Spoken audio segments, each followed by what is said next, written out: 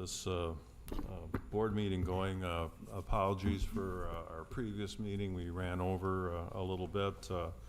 The agenda items went a little bit longer than we wanted to, so we'll get the village board meeting called to order January 13, 2025. I don't know, it looks like, what, about 6:25? And we need a roll call. Karas. Here. Anastasio. Here. Bhatia. Here. Washburn. Here. Venturini. Here. Doxy. Here. DeGroot. He's here. Next item, Pledge of Allegiance. Join us. I pledge allegiance to the flag of the United States of America and to the republic for which it stands, one nation, under God, indivisible, with liberty and justice for all.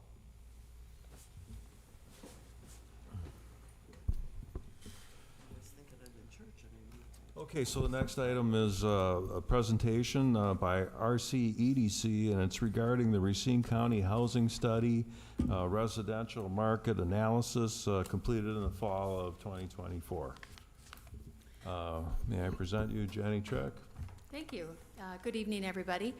I just wanted to share a summary of the housing presentation. I believe the full study has been provided to you. If it hasn't, it's on our website. But I wanted to walk through a couple of slides and really get to the end, which is where do we go from here? So the study was done by Tracy Cross and Associates. He's a housing consultant. This is the same one that did the study back in 2020, so they updated it in 2024. There was a cost to it, and we're very thankful that the Wisconsin and South Shore Realtors Association, Racine County, and our board approved the funding to do the study. So the next slide really just talks about the goals. The goals was just really to understand what's the market, how much housing has been developed, how much is yet to be demanded, and where do we go from here, and how do we do it in a strategic way. So I thought it would be helpful because if any of you know RCDC, we don't typically get involved in housing. We do business park development. We try to recruit businesses. Our main focus is businesses. But I would say probably in 2018, we added a talent recruitment initiative to our strategic plan, and it was primarily because of the businesses that we've helped to expand. Obviously, they were creating jobs, and there needed to be more talent recruited to the area. And quickly we realized that there's not enough housing to accommodate all the different talent that we were attempting to recruit. So we added a housing element to the work that we were doing. We worked with our communities to identify lands that were available for residential development. So that's kind of a little bit of the background as to why are we involved in a housing development type proposal. Because of the mission of this organization is to support businesses and help them with their expansion plans as well as the related jobs that are created. One of the primary missions we have is to grow the property tax base of Racine County. And we do this for a number of reasons. Number one, our municipalities need the resources for the public infrastructure, the public improvements, the parks, the bike trails, et cetera. And so we always track how much net new construction is occurring throughout Racine County. That's what this slide is showing. Not surprisingly, the larger growth has been within Caledonia, Mount Pleasant, and Sturtevant. That's where you're seeing the larger business expansion projects occurring in Racine County. This slide is showing the employment, the net growth in employment from that period of 2010 to 24. So over the 14 years, there's been net new job growth of 6,000. That amounts to about 430 new jobs per year. And that does even account for the COVID downward spike, as you can see there. The regional workforce numbers is something that we also track. We want to have a good understanding of what's the unemployment rate within Racine County. We also want to know what our overall labor force numbers are.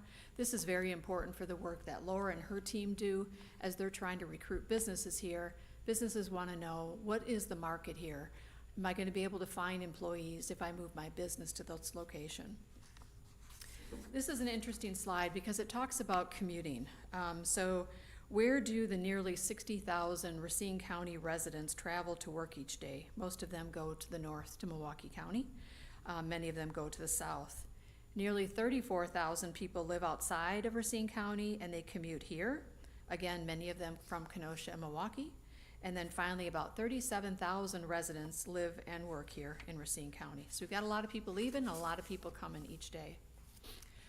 The next slide is our population. Population growth can indicate a thriving community. It can increase our tax base. Clearly, it can add talent to the workforce, and it can occupy available housing. So this is also something that we track on a regular basis as the materials are submitted and published. So we've had positive growth, but when you compare Racine County's growth to adjacent communities, adjacent counties, our growth hasn't been keeping track with Kenosha County and Waukesha County in particular. And one could say housing could be a component of that. If there's not sufficient housing, perhaps that's having an impact on our population.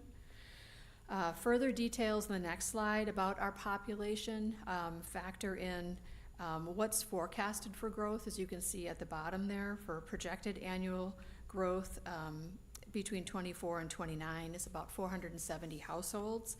That's actually about a 40% increase over the last 14 years. So obviously, growth is projected.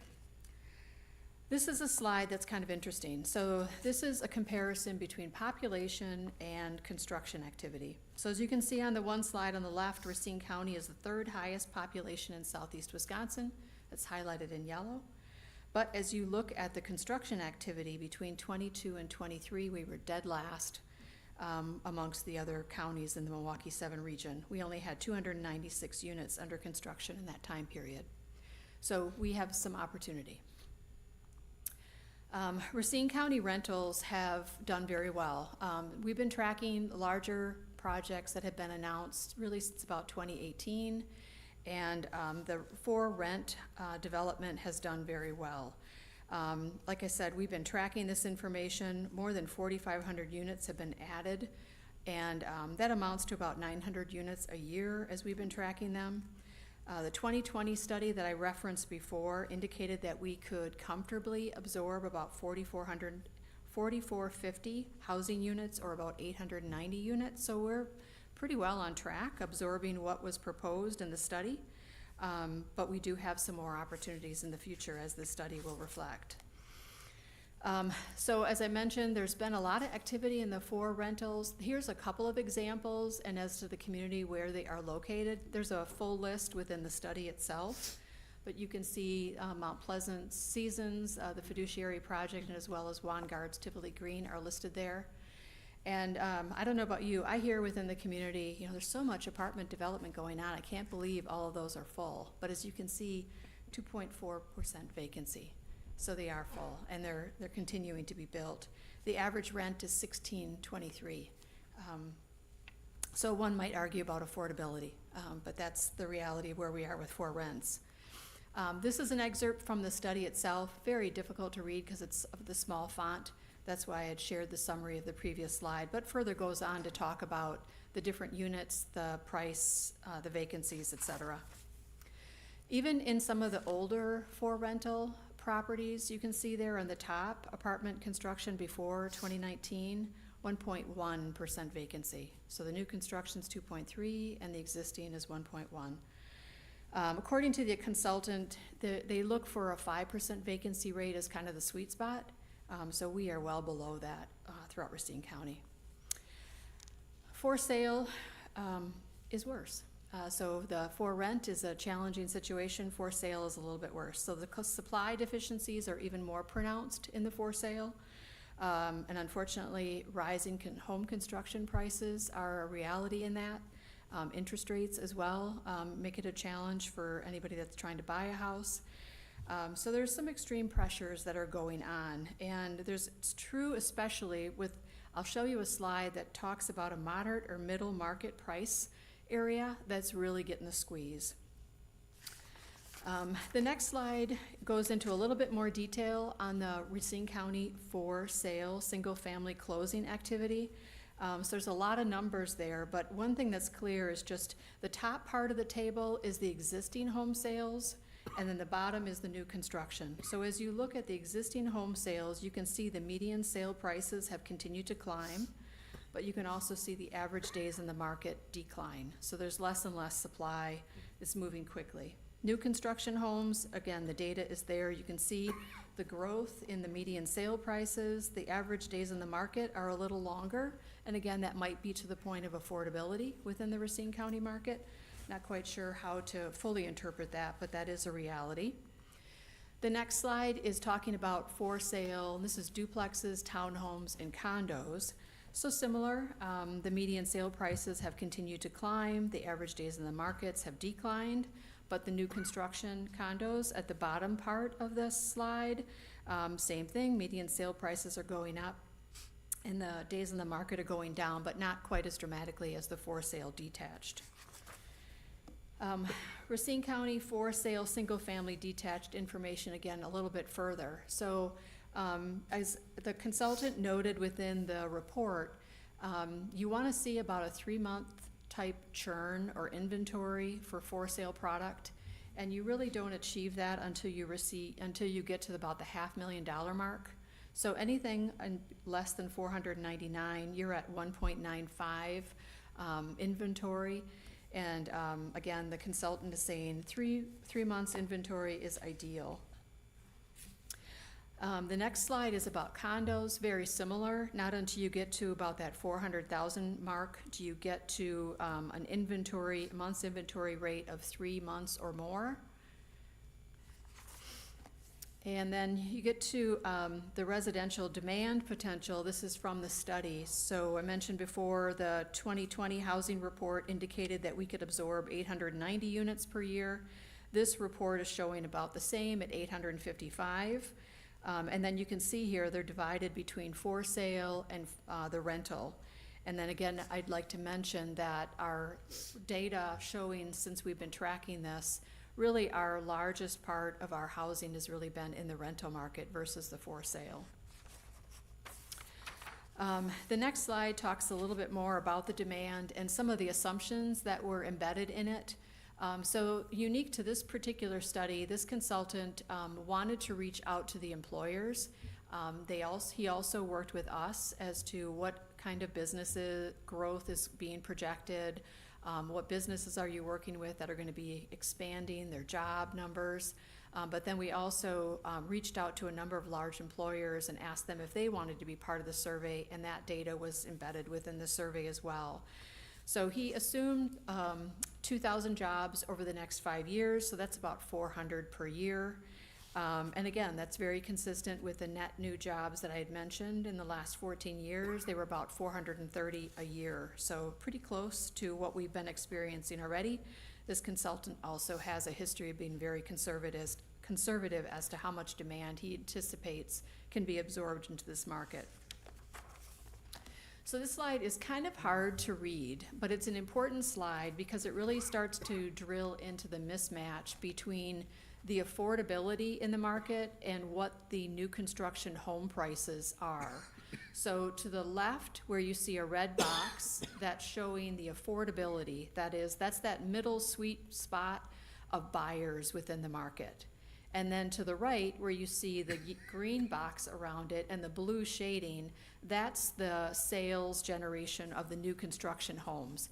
Ideally, you'd see those boxes aligned, but the reality is the new construction homes are more expensive. And again, it begins to talk a little bit about the affordability analysis that I know the village is updating and that we're all dealing with within Racine County. So the next slide talks a little bit about solutions. So this is where we really want to focus on, where do we go from here? So that's the reality. Now what do we do? So the consultant really talks about the variety of homes that need to be continued to be added. So add diverse rental housing, create a variety of new for sale housing products. So very broad statements. What does that mean? In the rental housing, there's discussions about 2-story garden apartments, which we already have. But there's also focus on more villa apartments, so single level properties that could be for the 55 and older or newer people coming into the housing market itself. And then creating just more variety, townhomes, duplexes, etc. The next slide is creating, again, just a variety of new for sale products. So smaller lots, less architectural variation within the buildings itself, often referred to as a box kind of construction. So just taking out excess and being more efficient within the construction was the bottom line that the consultant was focusing on. The study has a number of different pictures within it. This is just one slide that shows a variety of property type designs. And then it goes on further within the study to talk about the solutions. So the strategic design recommendations that are within the study itself are not arbitrary. He was very specific as to what he believes can be successfully absorbed within Racine County. And again, really focused on efficient design and build. And then one thing that's rather unique, and I think in Racine County, is making basements optional on single-family homes versus standard. And then, as I mentioned, a simplified box-on-box construction. So again, keeping that footprint very efficient, very tight.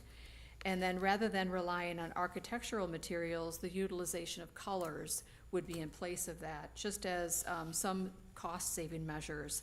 And then there was significant focus, not only in the 2020 study, but also this one, to actually have a larger scaled master planned communities as a recommendation within the solutions part of things. Further details about other types of housing options, infill type developments, redevelopment or adaptive reuses. I think the J. Jeffers development in the city of Racine is probably the best example of that. And then, as I mentioned already, other products just adding to the mix. Really the word of the day is variety.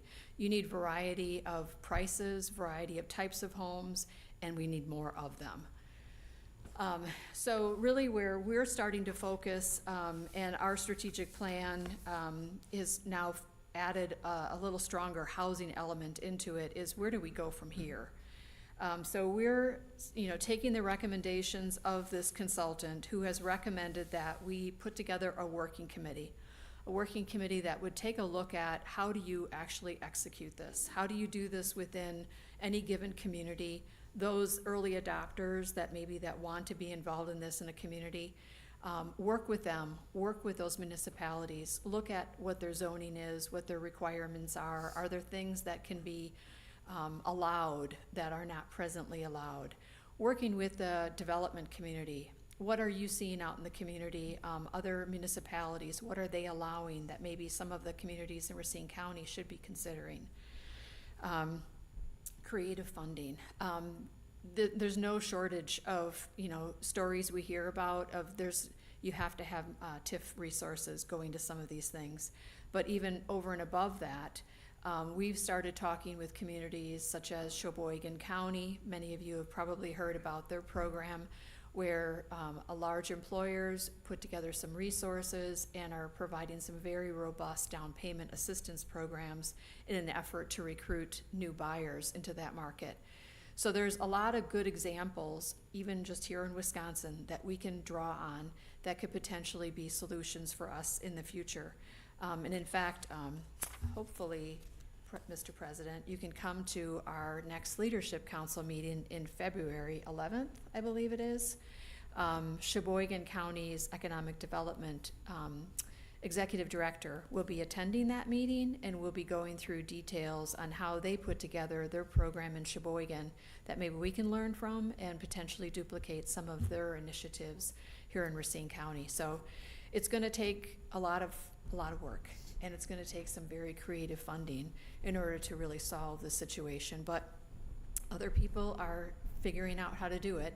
It's just a matter of us figuring out the Racine County way of doing it. So I think that's it. That's the end of my slides. Any questions from the board? Jenny, in your slide, thank you very much. I mean, great presentation. We all know that how much demand is being created for the housing in this in the community.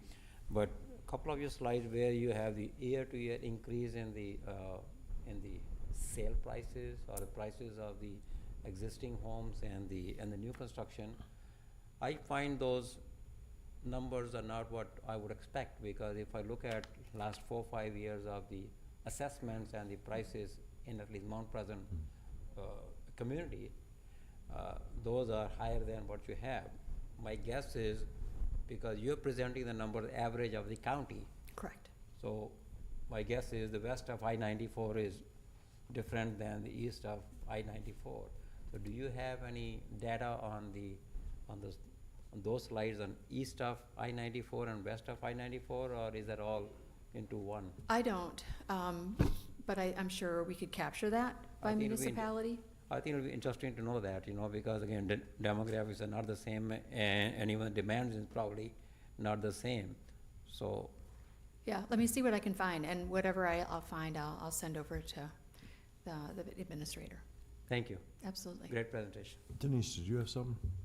I found, when I read the report, I was really interested in the information. I thought it was very effectively presented, and I'm just curious, are you doing this presentation to all of the villages and cities and to the county board as well? We haven't. We hosted the presentation at our facility, and we had a pretty good turnout, and then we shared the report countywide. But we haven't done presentations. I was contacted and invited to give this presentation to you.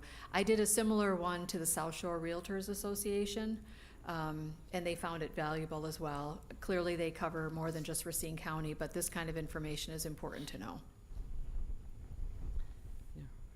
It does seem like it should be a county-wide initiative to, I thought the discussion of, or touched on, the master planned communities wasn't, we don't really have anything like that in Racine County now, do we? No. The closest I think we got, and Sam, correct me if I'm wrong, when Lakota did their plan many, many years ago, they had submitted a couple of different good-sized master planned communities. Yeah, we like to look at those maps and like a single tear runs I down know, our I know. cheek as thinking about what could be as planners, but yeah, nothing comprehensive. Although developers are out there looking for sites, it's just to assemble that amount of land on the residential side is really expensive.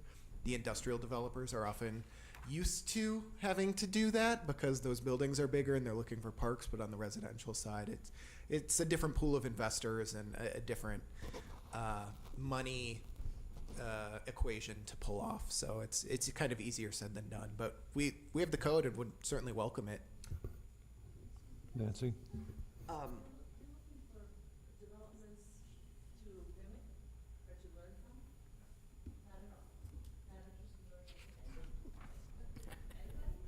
I'm sorry, I didn't hear you.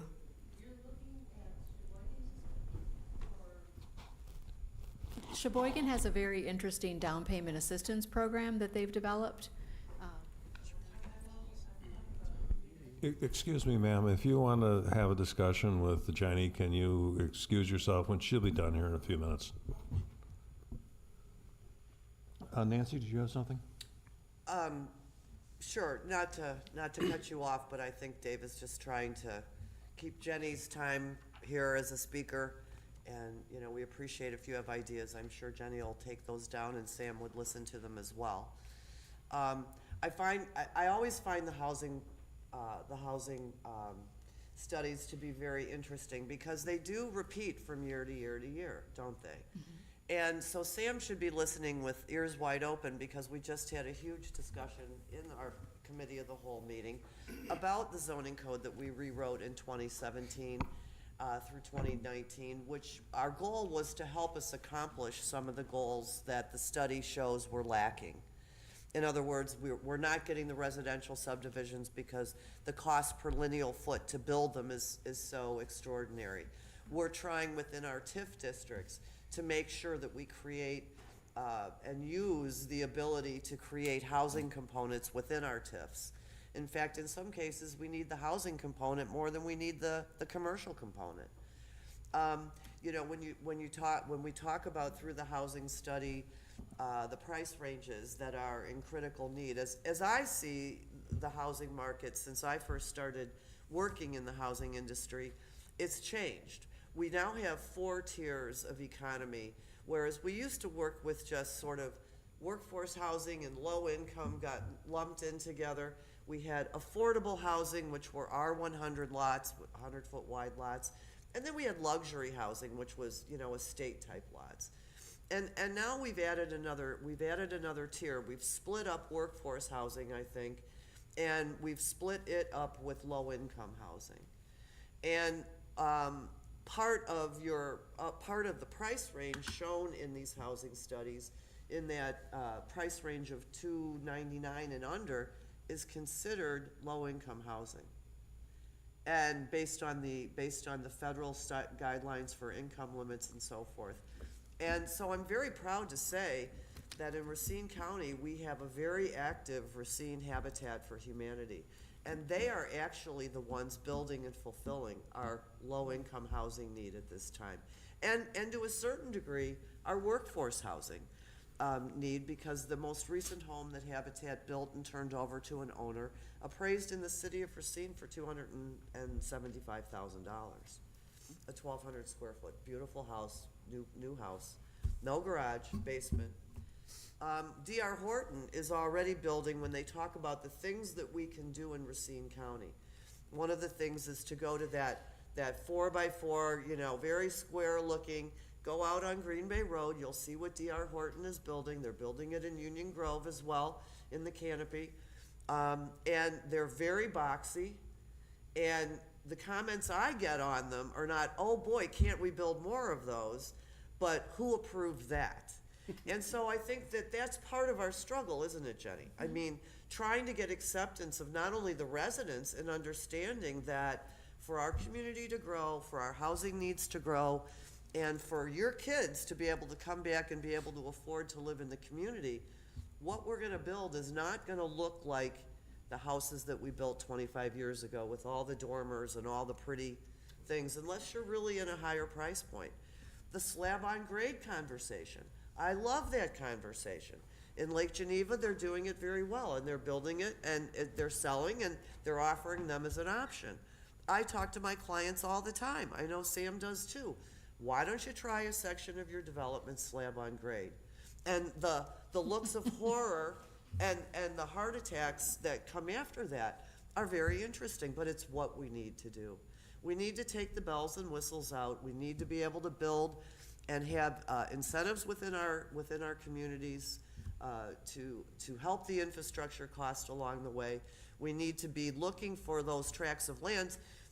I think that the Bear Development Project out on Green Bay Road, I'll go to that again, is the closest thing we really have to a larger scale, I'm sorry, I missed the page, but a larger scale development. It is a planned unit development. Within it, it has residential, it has rental properties, for sale properties, commercial properties, as well as a small park area, excuse me. So I think we're trying. I think it's that smaller scale. When you look at some of these planned unit developments that have been built in other areas, they take up hundreds and hundreds of acres. And we don't have that kind of space left, at least here in Mount Pleasant. So I'm going to stop talking, which I'm sure everyone will be happy about, and excuse myself, but I hope I've made some good points. I appreciate the study, and I think there's a lot we can do. Agree.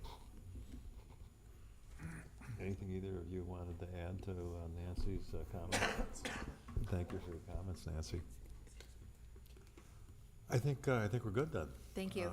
Thanks Thank for you. the presentation. Well done. And going forward, it's always nice to have data, available to be able to make informed decisions, at the board level.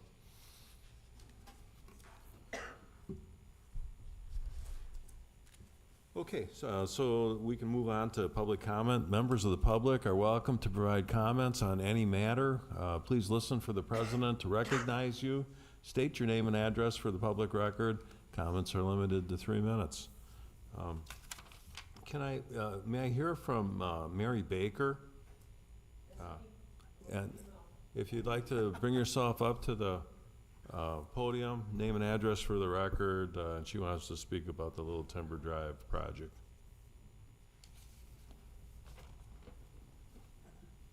So I'm Mary Baker, and what did you want, my address? Name and address. 4819 Lazywood Court, Mount Pleasant. And I am here to request that I be put on a schedule to address some concerns that we have from a project that was started on ours, on Little Timber 2 summers ago, continued on to this past summer, and a lot of issues still exist with this project. Not too many people are happy, and it's been extraordinarily difficult to deal with the Public Works Department. So if I could be put on a schedule, not February, I'm out of the country, but March or April would be appreciated. I can bring with me information and discuss all of the concerns that we have. So this is a 2-year project that has not been well resolved. Well, I'm not sure what schedule we would put you on, but, you know, I am tired of dealing with the Public Works Department. I think we need to address the village board as a whole. So if I could come back here and speak, I would appreciate it. I mean, we have every single village board meeting every 2 weeks, every other Monday. We have this period that you and anyone else in your neighborhood can speak.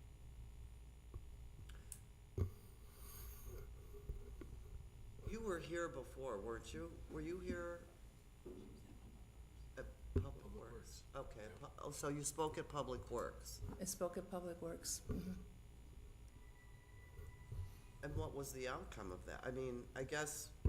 Well, that's the I problem. hear her trying That's the to reach problem. out to us. I hear Mrs. Baker trying to reach out to us as a board because she's been following the process that we've asked her to process, to go through, which was Public Works, the village staff, and that's not being heard. So how do we, is this something that we refer back?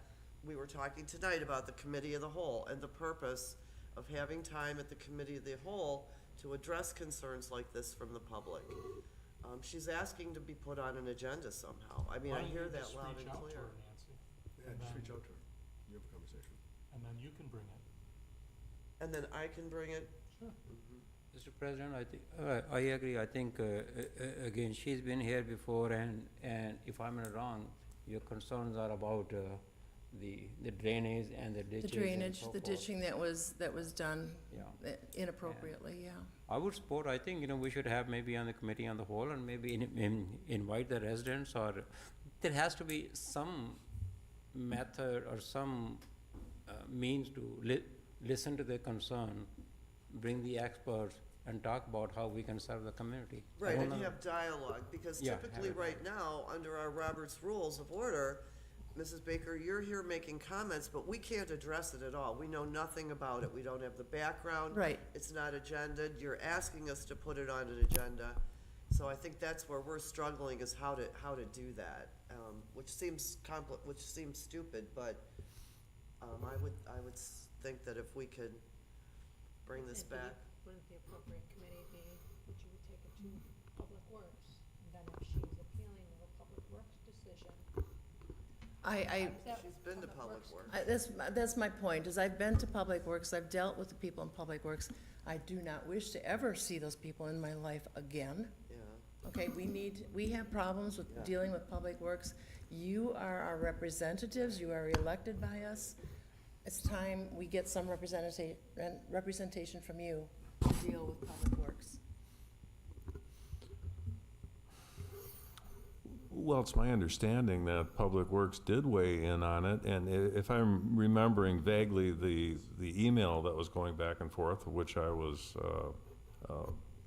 included on, Public Works had made the decision that what they did was okay, and if more had to be done, then you'd be looking at curb and gutter, and that was a expense that the neighbors didn't want to take on. I think you've been sadly misinformed. I think the best path forward is for one or more or all of the elected officials to have a dialogue outside of a meeting with her or her neighbors, and if you feel it appropriate, then bring it to then ask to have it put on an agenda. I mean, that's the role of an elected official, is to talk to your constituents, so. I would again, yeah, and I agree, and it's why I think what trustee Washburn and I are proposing is maybe it should be on the agenda of our meeting, and let the residents come and express their concern, and we will have the staff over there, and then, based on the direct conversation, listening to them,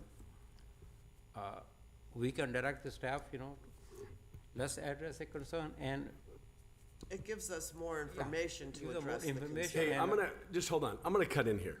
I went to the neighborhood. I walked the neighborhood with several people, Bob Bowers, and was given what the choices were. Mary was there. And it was curb and gutter at, I think, a cost of like $45,000 per household.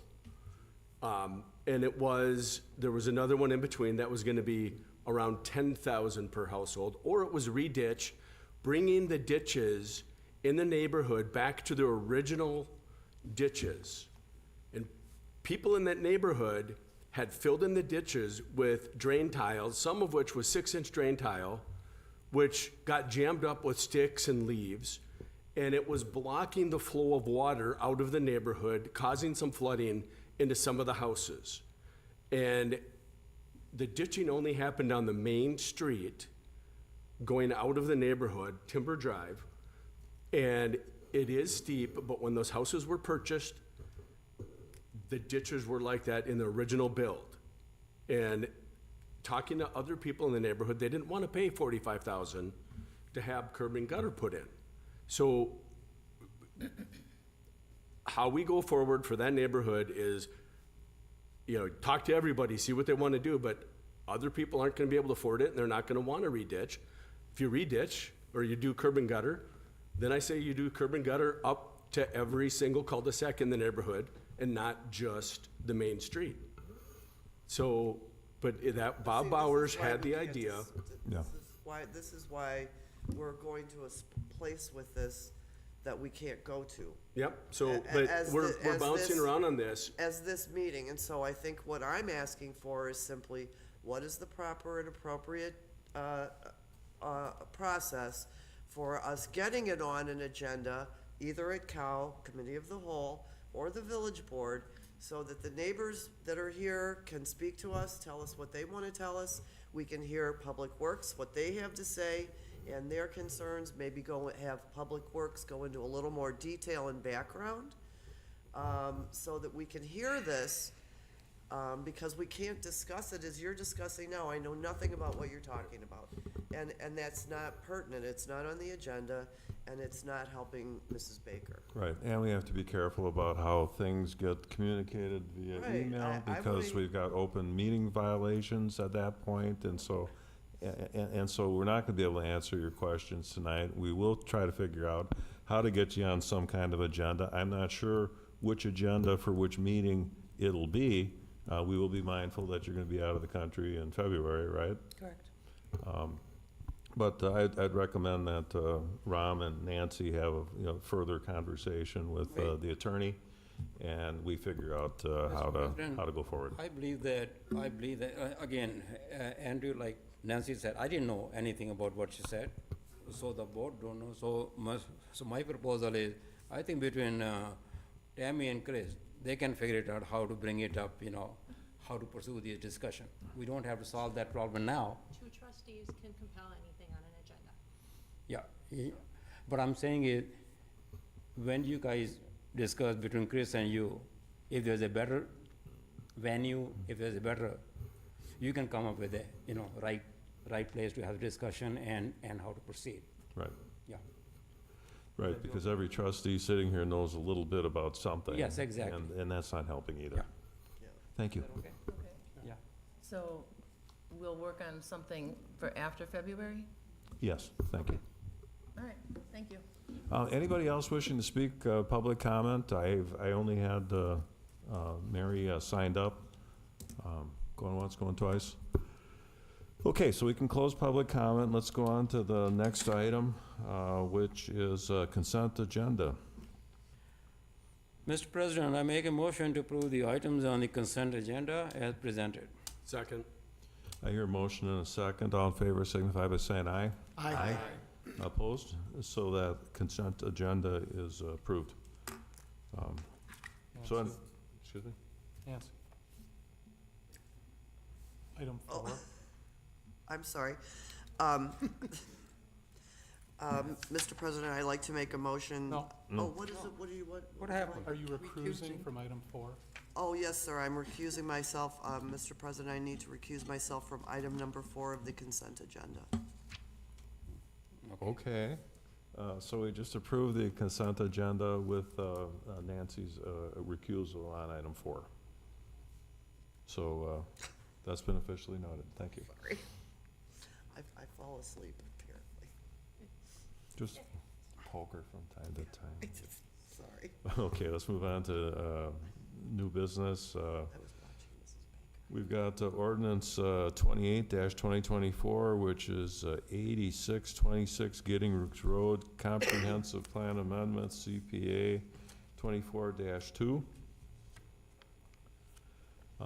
We've heard about this before, haven't we, Mr. Schultz?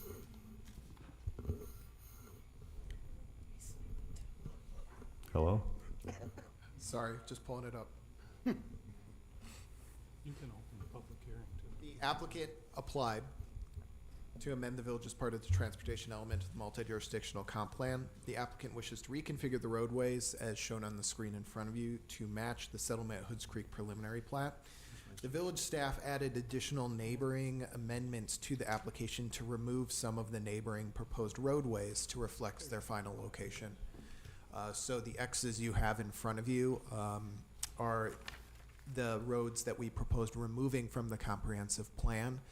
The remaining roads shown were already existing on the plan, so we're not adding any roads to the comprehensive plan, just removing the ones that are no longer necessary due to the final plats that you all approved. The proposed amendment, we believe, is consistent with the goals, objectives, and policies of the comprehensive plan. We do not believe it'll lead to any proposed detrimental environmental effects. The proposed amendment is compatible with surrounding land uses. Existing local and county facilities are adequate to serve the type of development. It shall enhance economic development because this is in coordination with some platting. And the proposed amendment is in substantial agreement with the recommendations of the regional land use plan. Additionally, the Plan Commission recommended that the village board moves to approve the ordinance. Okay, so we have heard this, but this is the one that we're redoing because the public hearing on this was misidentified? Correct. Okay. Yep. So we pushed the public hearing to tonight, and this is the final one. In the meantime, the Plan Commission reviewed it and recommended approval. Okay. Yes, we did. So at this point, I can open the public hearing relative to this. And so anybody wishing to speak on this business item in front of us, please fill out a public hearing form, which is on a table next to the entrance. Once recognized, speakers should come to the podium and identify themselves with name and address. Please speak clearly into the microphone. Speakers must direct all discussions towards the board. I will not allow interchange between members of the audience and the petitioner. We request that you not interfere with nor interject comments while another person has the floor. This is to ensure a respectful and orderly process. Please keep all comments on the particular item before the board and at most 5 minutes.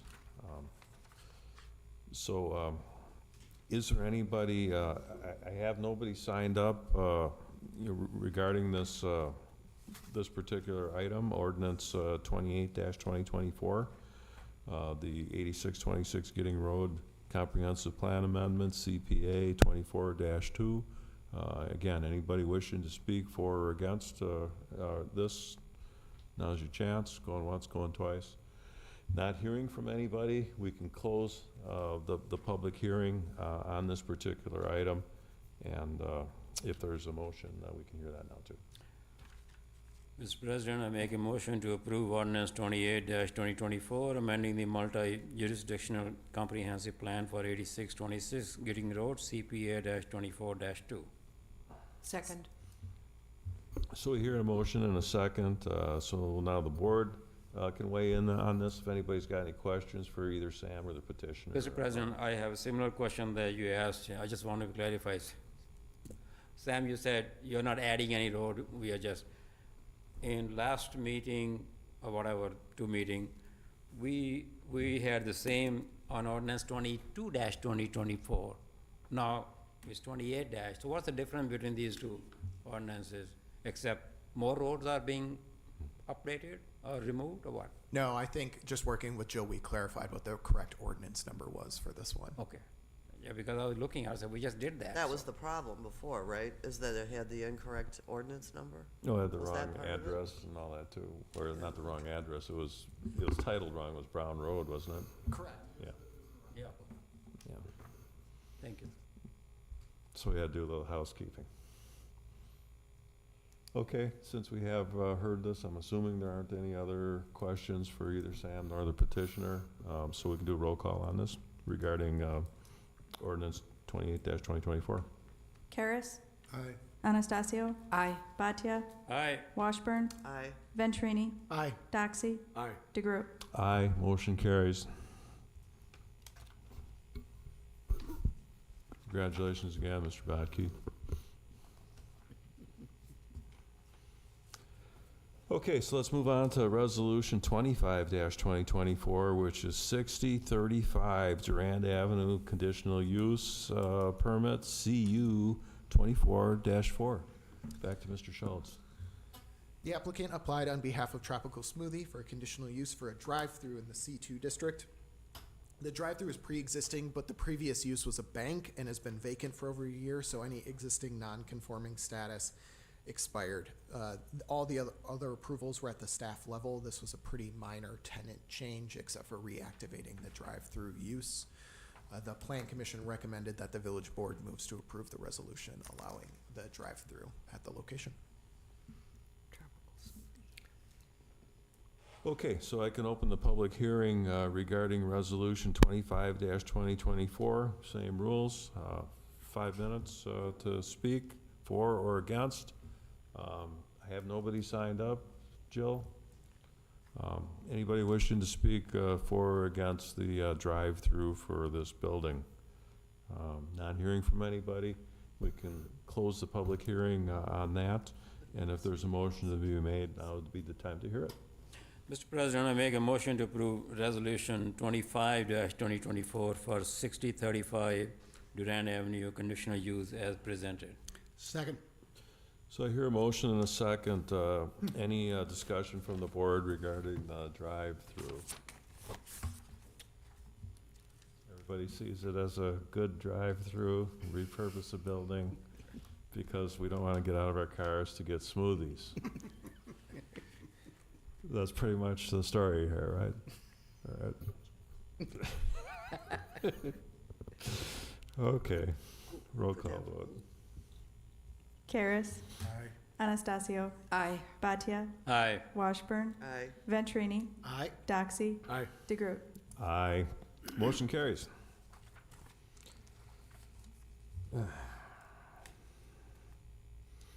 Okay, so we've got a discussion, possible motion to enter into a development agreement with Continental. We were gonna pull that from the agenda. We're not quite ready to take this one up, so. And the next one, too. And the next one, which is Prairie View. Okay, So guess what? we're not ready for Prairie View? No, we gotta publish. It'll be on the next agenda. No, it'll be on February. Okay. So, we're into reports and, nothing from anybody? Well, I'd like to at least report that, we have a happy new year and all kinds of fun and frolic, Welcome to 2025. ready to face, 2025, that's for sure. One last motion. Motion to adjourn. Second. Motion to adjourn, and second. All in favor signify by saying aye. Aye. Opposed? We stand adjourned. Thank you very much, everybody.